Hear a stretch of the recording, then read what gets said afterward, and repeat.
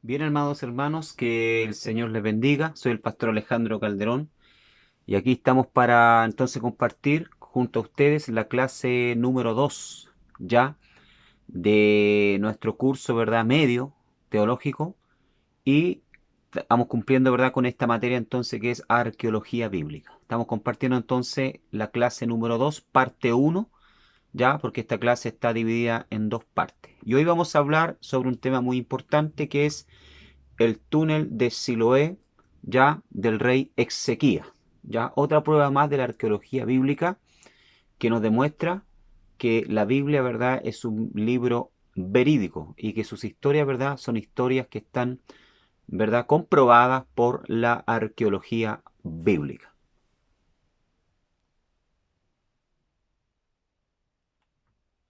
Vamos entonces a la página número 8 ya de nuestro estudio, donde vamos a hablar entonces acerca de este tema importante que es el túnel del rey Exequía. ¿Ya? La historia nos dice, ¿verdad?, que el túnel de Ezequía fue construido, ¿verdad?, en el año 701, ya antes de Cristo, por orden del rey Ezequía, quien gobernó aproximadamente entre el año 727 y 600, ¿verdad?, 98 antes de Cristo. ¿Ya? Ezequías, ¿verdad?, llegó a ser rey cuando murió su padre Acaz, en el tercer año de Oseas, rey de Israel, ¿verdad? Fue un rey piadoso, ¿ya?, que promovió la adoración y el servicio a Jehová, no solo en Judá, sino también en el reino del norte, ¿verdad?, de Israel. ¿Ya? Era un rey piadoso, era un rey, ¿verdad?, que buscó al Señor, ¿verdad?, de todo su corazón. Dice que no hubo otro rey, ¿ya?, ni antes ni después, excepto, ¿verdad?, el rey David, ¿ya? Fue un rey muy piadoso. Esta historia la encontramos tanto en el libro de los Melahim, ¿verdad?, ya, de los reyes, como de el libro de Divrei Ayamim, ¿verdad?, o palabra del día, el libro de Crónicas, ya, en hebreo. Dice, no hay un acuerdo unánime acerca del periodo exacto de su reinado, ya. Se cree que fue, ¿verdad?, durante 727 al 698 a.C., ¿ya? Pero no hay, ¿verdad?, un periodo exacto, pero está entre estas fechas. En la segunda mitad, ¿verdad?, del siglo octavo a.C., el reino de Judá, el reino del sur, debía proteger a Jerusalén, ya, del ejército de Asiria, que avanzaba a través de la actual Siria, Cisjordania, en dirección hacia el imperio nuevo de Egipto. ¿Ya? O sea, la amenaza, ¿verdad?, para el rey Ezequías en aquellos días, ¿verdad?, era el imperio asirio, ya uno de los dos imperios más poderosos, ¿verdad?, de la época. Ya el otro era Egipto. Y este imperio, ¿verdad?, a través, ¿verdad?, de Sennacherib, ya el rey Sennacherib, ¿verdad?, amenazaba al rey Ezequías, ¿verdad?, de invadirlo. Ya ellos habían tomado, ¿verdad?, el reino del norte, el reino de Israel, ¿verdad?, y se habían llevado las 10 tribus, ¿verdad?, de Israel cautiva a Asiria. ¿Ya? Y ahora entonces estaba quedando el rey Ezequías, ¿verdad?, siendo amenazado de ser invadido por Sennacherib, ¿verdad?, por el reino de Asiria. ¿Ya?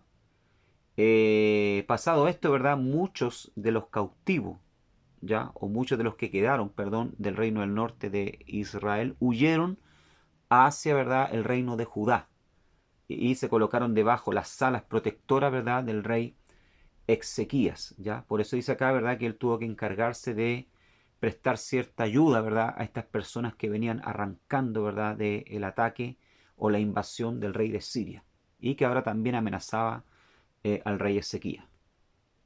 En vista de los muchos fugitivos provenientes del reino de Israel, cuya capital Samaria había sido tomada en el 722 a.C. por Asiria, Ezequías hizo construir un nuevo muro en torno a la ciudad que había crecido notablemente en dirección oeste y sur, y aseguró por su medio la construcción del túnel que lleva su nombre, el abastecimiento de la ciudad con agua potable. ¿Ya? Esto lo vemos entonces, si abrimos nuestra Biblia, en el libro de Segunda de Crónicas, capítulo 32, verso 1 al 5.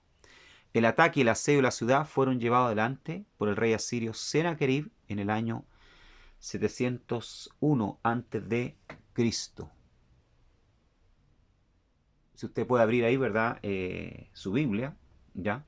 En Segunda de Crónicas, capítulo 32, vemos, ¿verdad? Esta historia, ¿ya? Dice el texto después de estas cosas y de esta fidelidad, ¿ya? Fíjese usted que aquí hay algo importante. Dice que después de estas cosas, ¿de qué cosa? Si usted se fija en el capítulo 30 en adelante, ¿verdad? El rey Ezequías llevó a cabo varias reformas en Jerusalén, ¿ya? Su padre, ¿verdad? El rey Acaz, ¿ya? Había sido, ¿verdad? Esto está en Segunda de Crónicas, capítulo 28. No había sido un rey muy bueno, había sido un rey impío, un rey que se había dedicado a la idolatría, ya a adorar ídolos, y había cerrado las puertas de la casa del Señor, ya. Como consecuencia de esto, ¿verdad? Había sido muy castigado por Dios, ¿verdad? Permitiendo que Siria, ¿verdad? Lo invadiese, ya, y lo hiriese gravemente, dice la palabra del Señor, ya. Después de la muerte de él, ¿verdad? Entonces queda a cargo del reino el rey Ezequías, entonces, y en el capítulo, a partir del capítulo 29, podemos ver entonces que lleva a cabo una serie de reformas.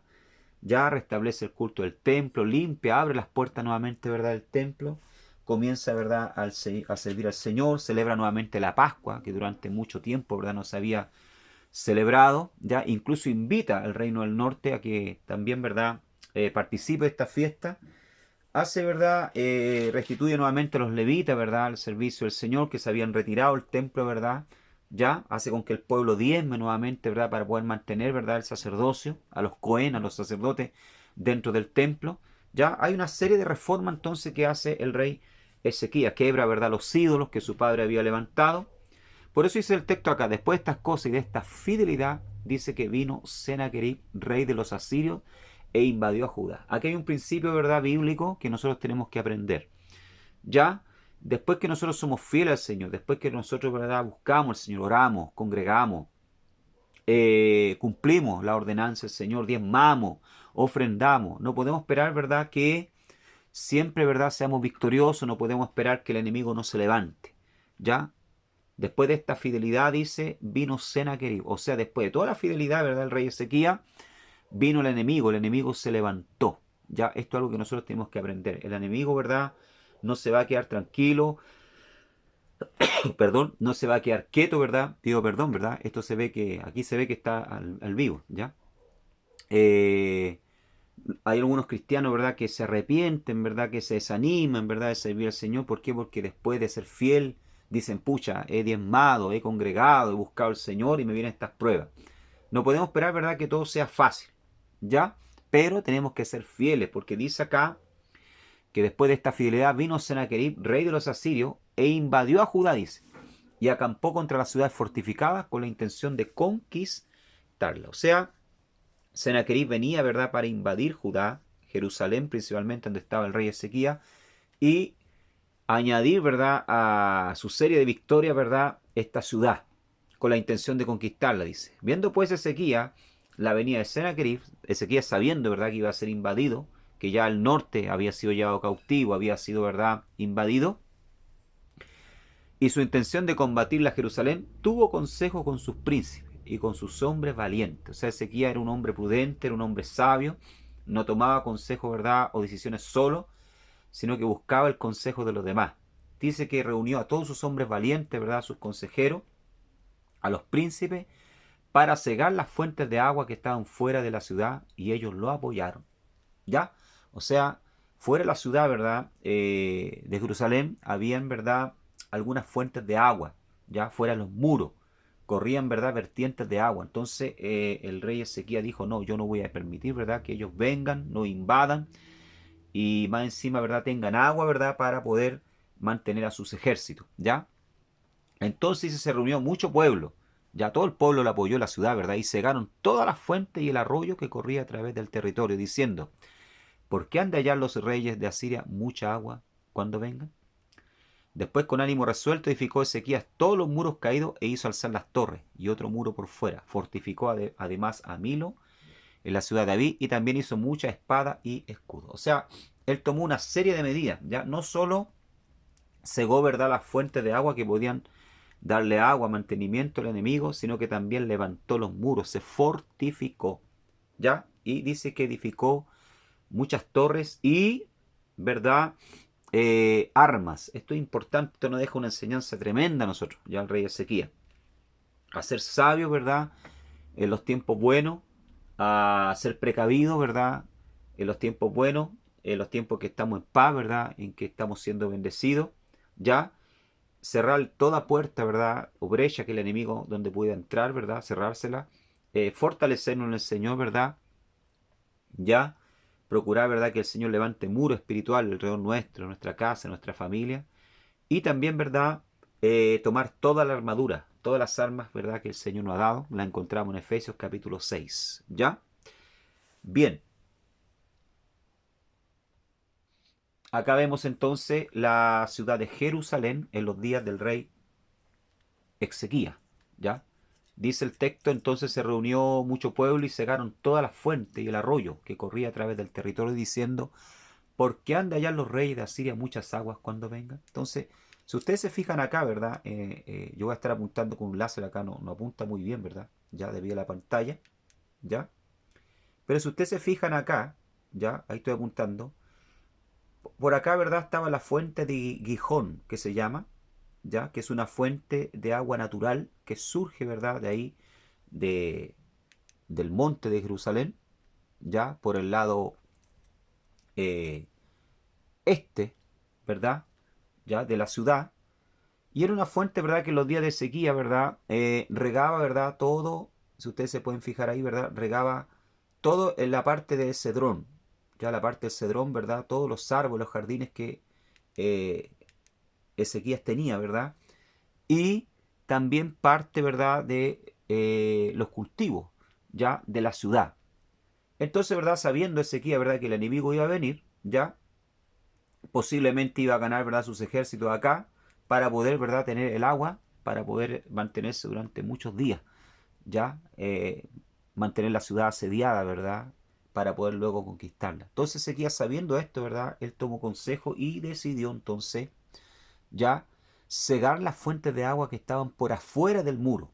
Yo les dije anteriormente, ¿verdad? Que cuando el reino del norte fue invadido, ya la ciudad creció. ¿Por qué? Porque lógicamente mucha gente que venía del reino del norte, ¿verdad? De Israel, ¿ya? De las 10 tribus del norte, vino y se añadió a la ciudad. Entonces Ezequías, ¿qué tuvo que hacer? Tuvo que, ¿verdad? Añadir muros, levantó muros externos, más muros, ¿verdad? Para proteger a toda esta gente, ya que vino a colocarse, por decirlo así, ¿verdad? Debajo la sala, la protección, ¿verdad? Del reino del sur de Judá, bajo la sala de Ezequías. Y entonces Ezequías se encargó, como dice el texto, ¿verdad? Levantar, aquí estoy apuntando, ¿verdad? Con el láser, levantar nuevos muros, ¿verdad? Y secar estas fuentes de agua que corrían por afuera, que venían de la fuente de Gijón, que estaba ya, o Guión, algunos la traducen, ¿verdad? Pero la palabra es Gijón, ¿ya? Que surgía de dentro, ¿verdad? De los muros de Jerusalén desde los días de los Jebuseos, en que David, ¿verdad? Conquistó esta ciudad ya de Sión y la transformó en la ciudad de David, Jerusalén. Esto es Jerusalén, ¿verdad? Ya de los días del rey Ezequías, ¿ya?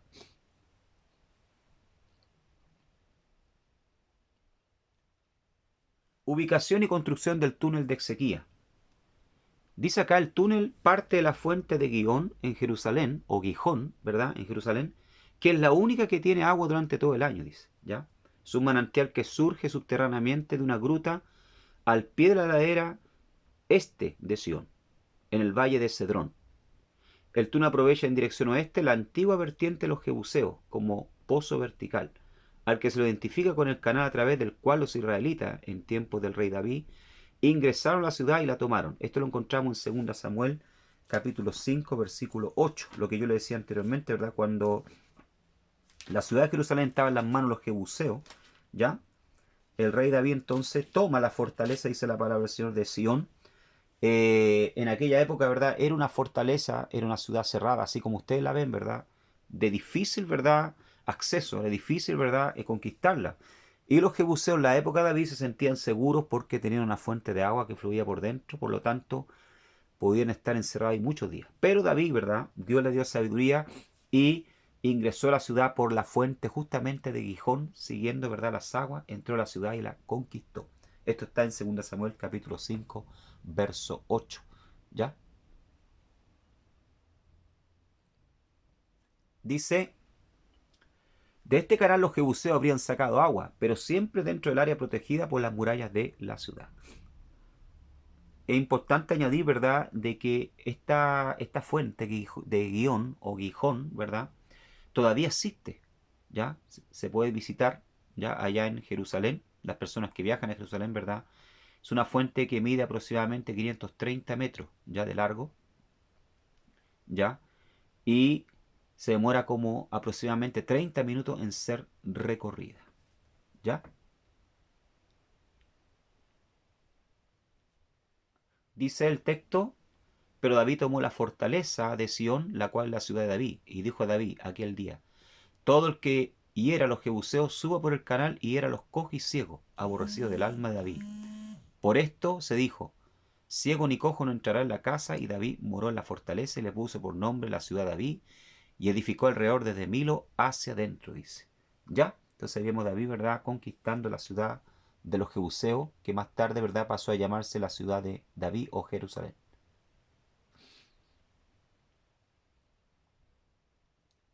Bien, aquí vemos entonces el recorrido, ¿verdad?, que hace el túnel que mandó a construir el rey Ezequías. ¿Ya? Aquí vemos el recorrido, ¿verdad?, desde la fuente de Gijón, ¿verdad?, hasta el estanque de Siloé. ¿Ya? Vemos el recorrido, ¿verdad?, zigzagueante, ya que tiene, comienza aquí en la fuente de Gijón. Estoy apuntando ahí con el puntero, no sé si se puede lograr ver bien, ¿verdad? ¿Ya? Estoy apuntando ahí, ¿verdad?, desde eh, el inicio, ¿verdad?, de Gijón, acá hacia el oeste, perdón, ¿ya? Ahí estoy apuntando, no sé si ustedes alcanzan a verlo, ¿ya? Y va entonces recorriendo, ¿verdad?, todo este camino por dentro de la ciudad hasta llegar entonces finalmente a eh, la, ¿cuánto se llama? Estanque de Siloé, ¿ya? Ahí ustedes lo pueden ver, ¿ya? Entonces, la fuente de Gijón, donde nace, ¿verdad?, esta fuente de agua, ¿ya? Donde hasta el día de hoy, como dije anteriormente, surgen agua, ¿verdad?, al lado derecho de la pantalla, hasta el estanque de Siloé, donde Jesús mandó a lavarse, ¿verdad?, los ojos al ciego después de hacerle lodo, echarle lodo en los ojos, ¿verdad? Y ocurrió este milagro, ¿ya? Es importante también decir, ¿verdad?, que la fuente Siloé hasta el día de hoy existe. Dice el túnel da luego muchas curvas en dirección SSO, a través de la cresta de la montaña de Siondis, y desemboca en la piscina de Siloé. Este lugar se encontraba en el interior, protegido de la ciudad. La piscina data de tiempo del Imperio Bizantino. Excavaciones posteriores descubrieron más al sur y más profundamente otra cuenca en el interior de la piscina. Hay ahí una disputa, ¿verdad? Se dice que la actual fuente, ¿verdad?, de Siloé, donde desemboca el agua, ya no es la fuente de los tiempos del rey Ezequías, que es una que está más allá. Pero eso ya es un tema, ¿verdad?, de la arqueología. Pero la fuente, ¿verdad?, la piscina de Siloé todavía está ahí, todavía existe, ¿ya?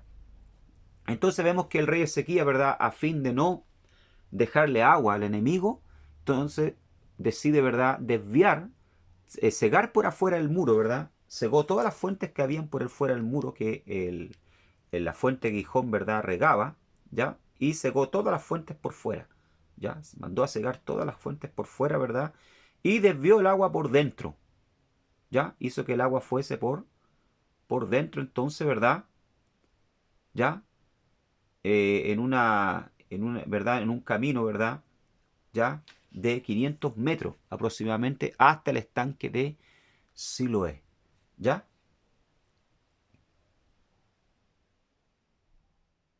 Entonces vemos ahí, ¿verdad? Ahí ustedes pueden ver hoy, actualmente ese es el estanque de Siloé, donde llegaba las aguas, donde se embocan las aguas, ¿verdad?, de la fuente de Gijón. Ya son casi 500 metros, con 530 metros aproximadamente por debajo de la tierra, ¿ya? Esta excavación, ¿verdad?, en los días del rey Ezequías se hizo por debajo de la tierra. 530 metros se cavó.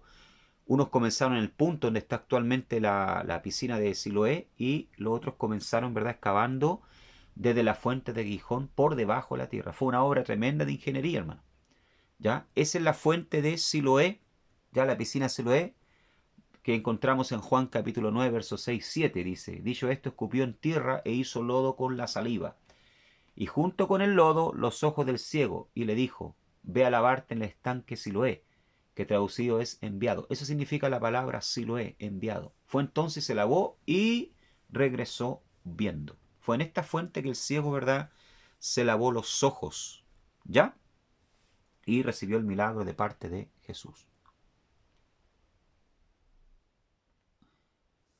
¿Cómo fue la construcción, verdad, del túnel de Rey Ezequías? Dos grupos de trabajadores, dice, perforaron la roca. El primero iniciando sus tareas junto a la fuente, o sea, desde la fuente de Gijón, ¿verdad? Partió. El otro comenzando la desembocadura, ya donde está actualmente la piscina de Siloé. Para guiar a los excavadores se golpeaba la superficie. ¿Se imagina usted, verdad, el trabajo que dio esto? Porque en la época, ¿verdad?, no había GPS, no había los medios, ¿verdad?, para poder dirigirse, no había topografía, ¿ya? Entonces era todo así, ¿verdad?, artesanal. Entonces, para poder guiar a los trabajadores que estaban por debajo de la tierra, se guía alguien arriba, ¿verdad? Arriba, por la superficie, golpeaba el piso para guiar a los excavadores. Dice, se golpeaba la superficie. O sea, ustedes pueden ir imaginándose, ¿verdad?, lo que es ir cavando, ¿verdad?, y otro golpeando arriba.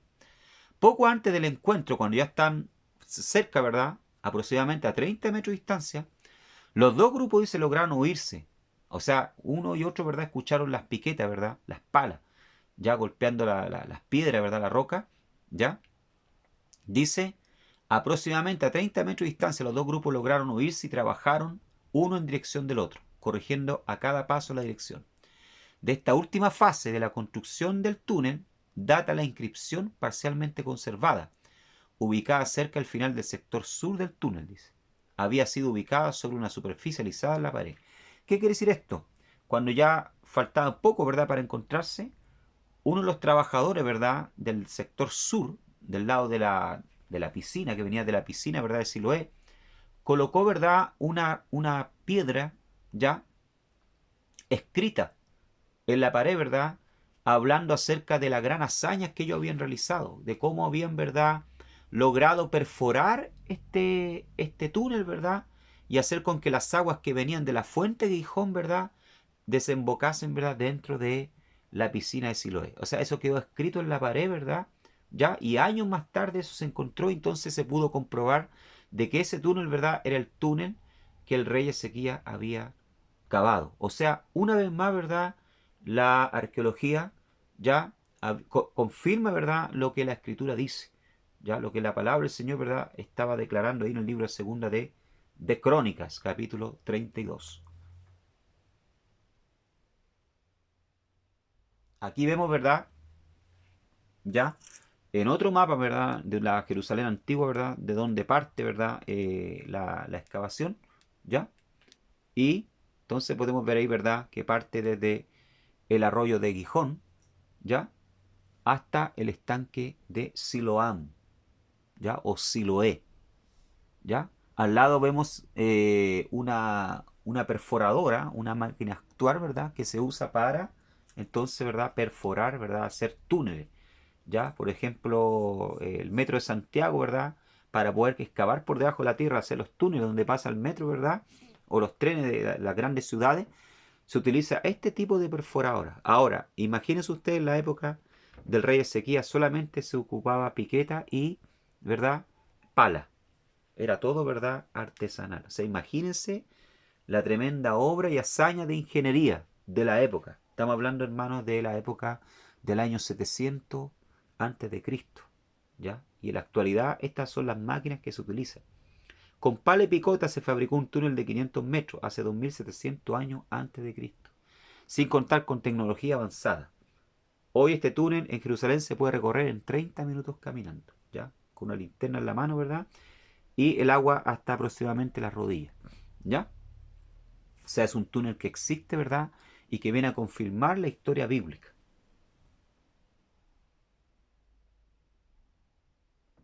La inscripción de Siloé. Estamos en la página número 9 de nuestro material, ¿ya? ¿Qué es lo que es la inscripción de Siloé, verdad? La inscripción de Siloé informa acerca de los trabajos poco antes de la ruptura del túnel y reviste gran importancia arqueológica, dice.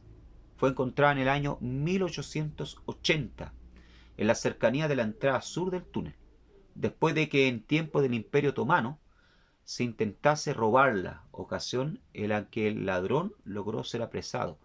Se la llevó al Museo Arqueológico de Estambul, donde se encuentra actualmente. ¿Ya? Como le decía anteriormente, cuando ya estaban a punto, ¿verdad?, de encontrarse los dos grupos, el grupo que venía del lado sur, ¿verdad?, del lado de la fuente, ¿verdad?, de Siloé, tomó una piedra, ¿verdad?, y escribió con escritura, ¿verdad?, paleohebrea, que es la que yo les mostré ya anteriormente, ¿verdad?, colocó ahí la historia, ¿verdad?, de la excavación y cómo ellos lo hicieron y cómo se encontraron. Y esa piedra, ¿verdad?, quedó ahí, guardada, ¿ya? Hasta que en 1880, ¿verdad?, fue encontrada accidentalmente por dos niños, ¿verdad?, que habían, ¿verdad?, se habían arrancado del colegio, ¿verdad?, y se fueron a jugar ahí, ¿verdad?, para no ser castigados por los padres, ¿verdad?, entonces se metieron, ¿verdad?, accidentalmente a este túnel, ¿verdad?, y cuando entraron al túnel, ¿verdad?, por cosa, ¿verdad?, del cielo, ¿verdad?, del Señor, porque nosotros no creemos en la suerte, encontraron esta inscripción. Después, ¿verdad?, fueron a dar aviso entonces a sus padres, los padres, ¿verdad?, dieron aviso a las autoridades, ¿verdad? Y en la época, ¿verdad?, Jerusalén estaba bajo las manos del Imperio Otomano, ¿verdad?, o de los turcos, ya que se le conocía, ¿verdad?, como el Imperio Turco. Ya, Jerusalén estaba bajo las manos del Imperio Turco. Y entonces dice la historia, ¿verdad?, que hubo un hombre que entró, que se quiso adelantar a la autoridad, ¿verdad?, y agarró esta piedra, ¿verdad?, la quebró para poder sacarla de la pared que estaba inscrita porque entendía que tenía un valor arqueológico y después podía venderla, y intentó robársela. Luego fue pillado por las autoridades que se la quitaron, ¿verdad? Este hombre fue procesado, ¿ya? Y llevada finalmente entonces, como era el imperio turco, ¿verdad?, que gobernaba, y Jerusalén estaba bajo el imperio turco, otomano, en aquella época, ¿verdad?, se llevaron entonces esta piedra para el Museo de Estambul, donde está hasta el día de hoy, hermanos. Hasta el día de hoy está esta piedra ahí, ¿verdad?, en el Museo de Estambul. Tristemente, ¿verdad?, es pena decirlo, ¿verdad?, pero es muy poca visitada y muy poco valorado un hallazgo arqueológico como este, que demuestra, ¿verdad?, de que el túnel de rey Ezequías, ¿verdad?, y los esfuerzos que él hizo, ¿verdad?, para no ser invadido por Sennacherib, ¿verdad?, se le dé tan poco valor. Descubierto en 1838 por el afamado arqueólogo estadounidense, ¿verdad?, Edward Robinson, este túnel reveló uno de los secretos de su método de construcción, cuando un muchacho árabe encontró tallada en una de sus paredes una antiquísima inscripción hebrea, que explica cómo dos equipos de hombres trabajando desde extremo opuesto cavaron simultáneamente hasta encontrarse en el medio. La inscripción fue llevada más tarde a Estambul, ya por orden de los gobernantes otomanos de la ciudad. Entonces, que bueno, hubieron varios que recorrieron este túnel, pero nunca encontraron, ¿verdad?, la inscripción. Uno de ellos fue Edward Robinson, ¿verdad?, un afamado, ¿verdad?, arqueólogo estadounidense, que también recorrió, ¿verdad?, fueron los primeros que recorrió este túnel, ¿ya? Después lo hicieron estos niños que les digo yo, ¿verdad?, que accidentalmente encontraron la escritura y vinieron a confirmar, ¿verdad?, lo que Edward Robinson decía, que ese era el túnel de el rey Ezequías. Pero hasta ese momento, hermanos, no había pruebas, ¿ya? Eran solamente especulaciones. Pero cuando estos dos jóvenes, ¿verdad?, árabes, ya, estos muchachos árabes encuentran, jugando accidentalmente, ¿verdad?, en el túnel, esta escritura, entonces se vino a confirmar lo que Edward Robinson en 1838 ya decía. Ya este afamado arqueólogo norteamericano decía, ¿verdad?, que ese túnel era el túnel que había construido el rey Ezequías para poder, ¿verdad?, desviar las aguas, ya, y no poder ser invadido por entonces el rey Sennacherib de la Siria. Bien, acá tenemos entonces la piedra, ya, la piedra que actualmente, como les dije anteriormente, está en el Museo de Estambul. ¿Ya? Esta es la piedra con la inscripción, que ustedes pueden fijarse que fue rota, ¿ya? Fue rota porque este hombre trató de robarla, ¿ya? Y entonces se reconstruyó y está actualmente en el Museo de Estambul. Y al lado, ¿verdad?, ustedes ven la inscripción, estoy apuntando con un láser, ven la inscripción, ¿verdad?, en un palio hebreo. Hay varias letras ahí que son visibles, ¿verdad? Ya, por eso tenemos ahí, ¿verdad?, la Mem, tenemos la Lamed, tenemos la Bet, ¿verdad?, que viene siendo la B, y varias letras más, ¿ya? Ahí vemos también abajo la traducción de la piedra, la inscripción de la piedra, ya que está, como le digo, en un palio hebreo que data aproximadamente, ¿verdad?, de la época del siglo XII al IV, ya antes de Cristo. O sea, este es un paleo hebreo que se hablaba en la época del rey Ezequías, ¿verdad? Y que es de la época también del templo. Recuerden ustedes que en los días de Ezequías todavía el templo de Jerusalén estaba en pie, ya no había sido destruido, ¿ya? ¿Qué es lo que decía en esta piedra? Dice, la perforación está, esta es la historia, dice, de la perforación. Ya, este es el hombre, ¿verdad?, que relata, uno de los que excavó ahí, ¿verdad? Está relatando en esta piedra, ¿verdad?, cómo fue la hazaña de esto, ¿ya? Dice, esta es la historia de la perforación, cuando todavía picos, ¿verdad?, dice, la herramienta que usaban, cada uno hacia su compañero. Esos espacios en blanco que están usted ahí, ¿verdad?, es lo que no se pudo leer, porque como les digo, se rompió la piedra, ¿ya?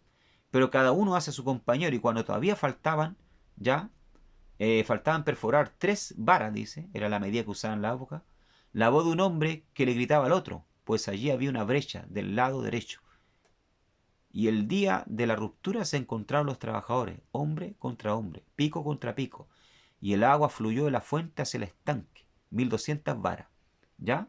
Y de 100 varas era el grosor de la roca por sobre las cabezas de los trabajadores. Ya, o sea, aquí está relatando, ¿verdad?, cuando ellos se encontraron.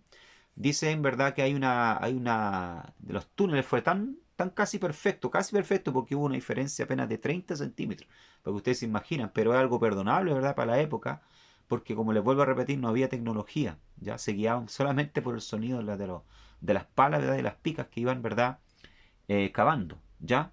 Hubo una diferencia, ¿verdad?, entre los túneles de 30 centímetros y el día que rompieron, ¿verdad?, la pared, ¿verdad?, que los separaba, entonces las aguas fluyeron y el rey Ezequías consiguió entonces desviar las aguas de la fuente de Gijón, ¿verdad?, por dentro, llevarlas por dentro de Jerusalén, ¿verdad?, hacia la fuente de Siloé. Una verdadera, ¿verdad?, hazaña de ingeniería de la época, considerando, ¿verdad?, las limitaciones, ¿verdad?, que existían tecnológicas en la época. ¿Ya? Este es Edward Robinson, ¿ya? Que encontró, ¿verdad?, el 1800, ¿verdad?, como decía, 30, si no me equivoco, a ver, acá. Sí, 1838, ¿verdad? Fue el primero que encontró entonces. Habían otros anteriormente que habían recorrido el túnel, pero él, ¿verdad?, se atrevió y reconoció, ¿verdad?, que ese era el túnel, ¿verdad?, del rey Ezequías.